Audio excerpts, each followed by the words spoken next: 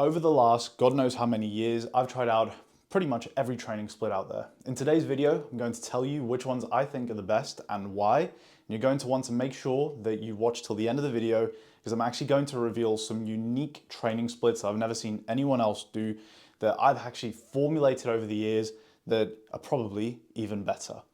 So, who am I? If you don't know me, my name's Kev Gomez. I am the head coach at Pinnacle Coaching. Been training for a good few years now, so I've tried out a lot.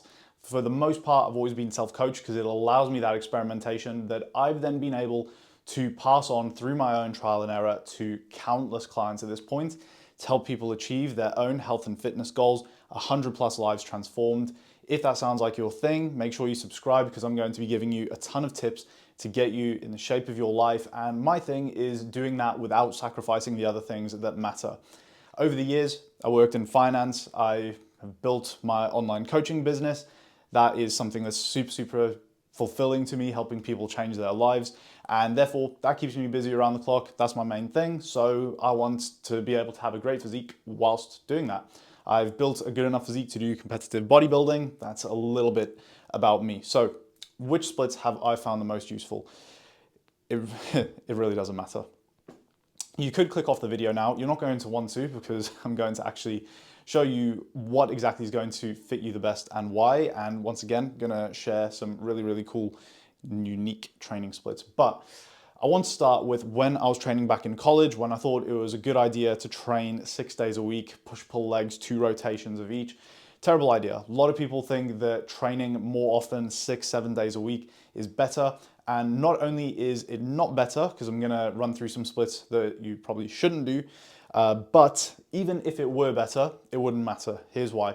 I had a training partner that trained with me pretty much every day, except the second pull rotation of every single week. Subsequently, he wondered why his back and biceps weren't growing. And the key lesson from this is that if you cannot carry out that plan as it is written consistently, remember that a good plan is designed in a specific way. So if you can't carry it out as it is consistently, you will not get the results no matter how optimal that training split is going to be. So the first thing that you need to take into account is your schedule. Are there particular days of the week that you can't make it to the gym? A good training split, in my opinion, should line up over 7 days. I think it's stupid for someone to try to commit to training splits like push, pull, off, legs, off. We've got a 5-day microcycle there. Really stupid because you don't know which days of the week you're training and which days you're not because it's every 5 days. So if someone wants to make plans with you, you want to go out to a client dinner, but that's on one of your training days, you're a little bit fucked. So here's what we should do instead. Firstly, identify which days of the week you need to keep free. If you wanted to do other things outside the gym, martial arts, other sports, also super key. Then we're basically figuring out how many days can we actually commit to making it to the gym consistently. And that leads us on to our first training split, the good old full body split. And this is something that has genuinely been forgotten about because it was very popular in the earlier days of training. Steve Reeves was a massive proponent of this. A lot of the best naturals of all time have gotten incredible physiques from a full body training program. This will work particularly well if you can only make it to the gym 2 to 3 days a week. It also works very nicely for 3 to 4 days a week. You could use it to line up every 2 weeks instead of every week. Still pretty acceptable in my opinion. And that would be like every 48 hours you train every other day. But even if you're training just 2 days a week, if you are particularly inactive, that can be a great starting point, just working out 2 times a week. And what this is going to allow you to do is train every body part in each of those sessions. Now, that does not have to be directly working each body part. You don't need every single session to be 3 hours because you need to do a bicep curl and a lower body press and a this, that. Not needed. The key here is using rotations. So you're going to want an A rotation, a B rotation, and maybe even a C rotation. Because you are limited to basically kind of getting a lot into each of those sessions, for each muscle or movement type, you're only going to have one movement available to you. So you're not going to have room for a great variety for every single muscle in each of those sessions. You're going to need to work in that variety over the week.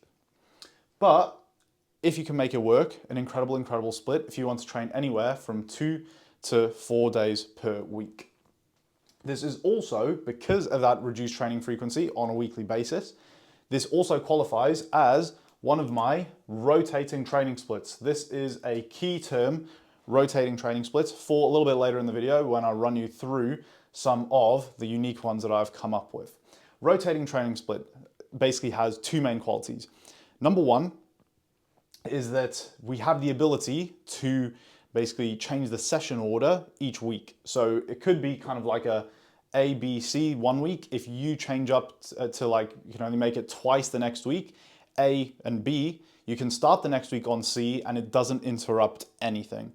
The second quality is that it's got contingency planning in place. If you're training 3 days a week on a full body split, if you're say training Monday, Wednesday, Friday, if Friday you couldn't make it to the gym, your missus wanted to go for dinner, Saturday you can go to the gym instead to hit that C session. You're still gonna have at least 48 hours before you go train again on Monday. So contingency planning and the ability to switch session order so that we can still maintain a good sweet spot of frequency and volume to be able to adapt, progress every single session. So really, really good split. Split number two. Upper lower, something that is really doing the rounds at the moment because there is some cool research being applied. And this is most certainly one of my favorite splits. It's the one that I'm currently running. I've run it a million times before.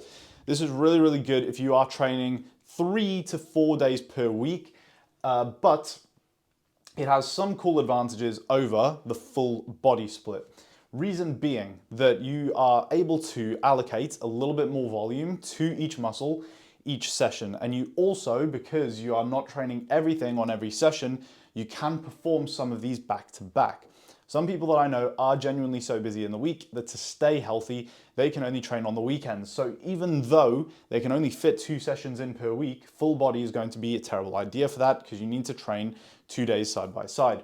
Upper lower fixes that problem. And although not optimal to only train one upper and one lower session per week, sometimes you just got to make do.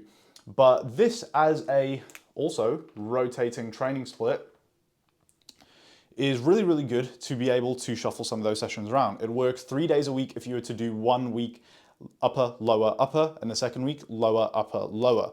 So you're still going to be able to maintain the same training days slotted in, but if you were to skip that Monday session, put it on Tuesday, Wednesday, you're good because you've got upper and lower.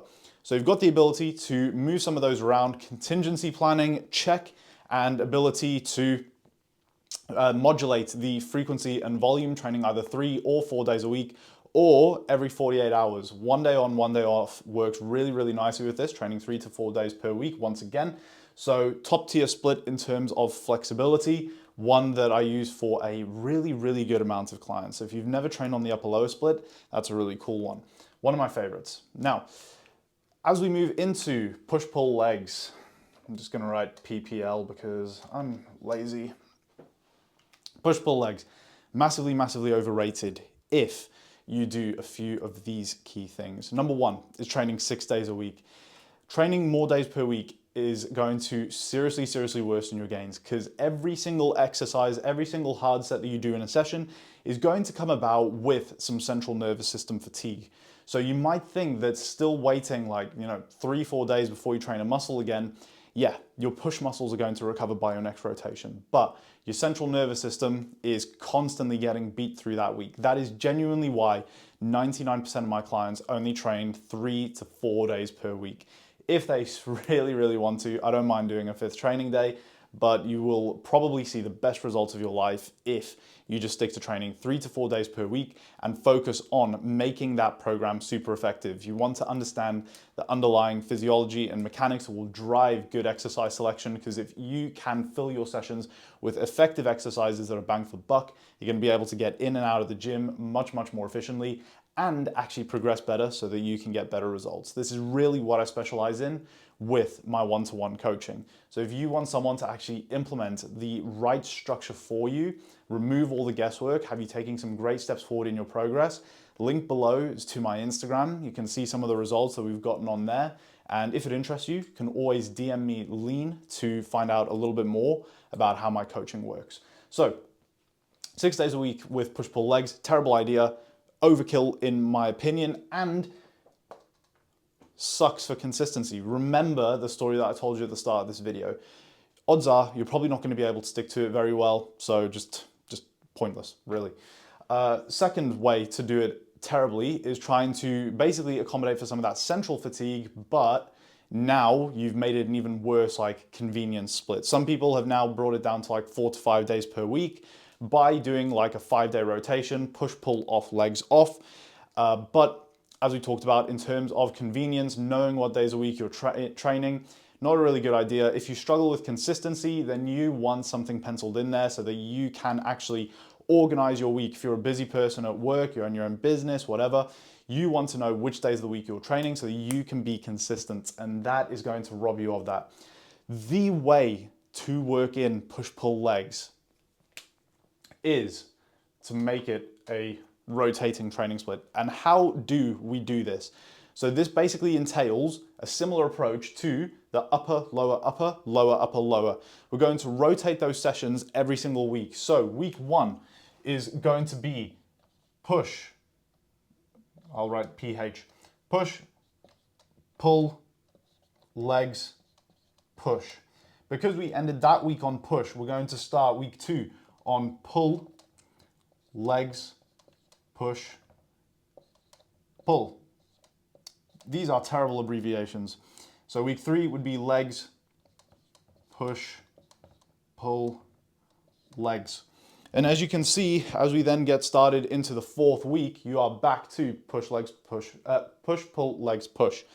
So that way, we still train everything every 5 to 6 days. This is a really good sweet spot in terms of frequency. You will also be able to, once again, move some of those sessions around. Contingency planning, so that if you needed to, move legs there, legs is only going to be 5 days later, so it's now 4 days later, still a really good sweet spot. So no matter what, everything gets trained 4 to 6 days. If you're struggling to understand this, and of course, feel free to drop me a message. I'll happily clear it up a little bit more for you. Or literally just get a calendar, plot it in, move some of them around, and you'll see that it all literally always works out. This is a key hack to making the push-pull leg split work. And then finally, we've got the bro split. So the bro split, chest day, back day, training everything once per week. This used to get vilified for a period of time based on a little bit of research around training frequency, but it can be really, really good if you have a high number of days a week available, but only a small amount of time every single day. So it is much easier to blitz your chest in just 20 to 30 minutes than to try to fit in a whole full body workout or an upper lower workout, right? If you wanted to go quickly ham on arms, some bicep and tricep antagonistic supersets to mitigate some of that fatigue, you can make a bro split work really well. And that is the key, understanding how your schedule really factors into your training splits. If you guys have any questions, feel free to drop a comment below. If you've enjoyed, subscribe, and I'll catch you in the next one. Thank you for watching.